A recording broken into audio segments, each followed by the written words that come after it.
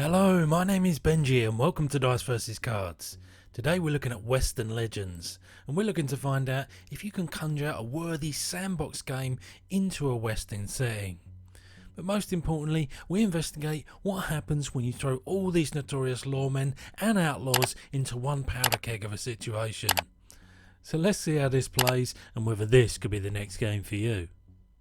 In Western Legends, the towns of Dark Rock and Red Falls, as well as the surrounding territories, are the focal point for your adventures.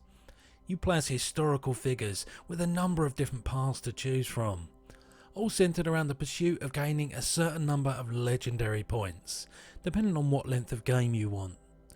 Carrying out good deeds will enhance your standing on the martial track, and plotting nefarious hijinks will see you traversing the wanted track. Each player has 3 actions on their turn, and in between movement they'll focus on interacting with the various locations on the board, from buying equipment, mounts and guns at the general store, to playing a simplified game of poker at the saloon. Speaking of which, you'll often have thematic playing cards in your hand that will give you special abilities, but will also be the primary means within which you'll play said game of poker, but also what you'll use to engage in conflict with your fellow opponents.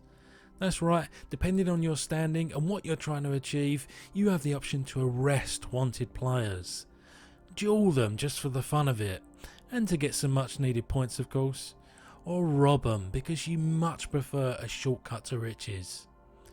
Intertwined with these actions is a number of pick up and deliver elements, be it the transport of cattle, both for good and ill, or mining for gold nuggets and then cashing them in for gold at the bank. There really is a great deal of action and available options for you on your turn, and we haven't even mentioned the bandits that are just baiting you to take them down. So why might you like this game? Well, to state the somewhat obvious, the world really is your oyster playing Western Legends.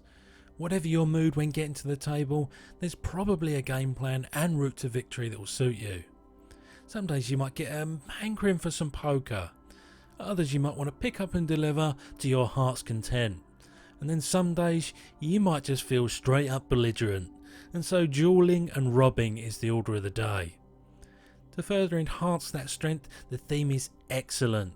The cast of characters you have to choose from is really quite impressive, each coming with their own small narrative, and when playing the appropriate variant goals and objectives, a real identity. You couple this with the story elements that are progressed as players carry out certain actions, then you've got yourself one well-rounded thematic package. Finally, a positive word about the game mechanically. I'm sure it would have been the easiest thing in the world for a sandbox game like this to be a mishmash of different interactive elements that, whilst novel, end up just coming across like a combination of undercooked pieces. But thankfully here that's not the case. Yes, certain actions are as simple as move here and pick this up, whilst others require some real thought and decision making. But in a way, that's what's so liberating about the game and what sets it apart. This might not be the game for you though, if by extension to the last point, you don't like the idea of such an up and down level of complexity throughout a playthrough.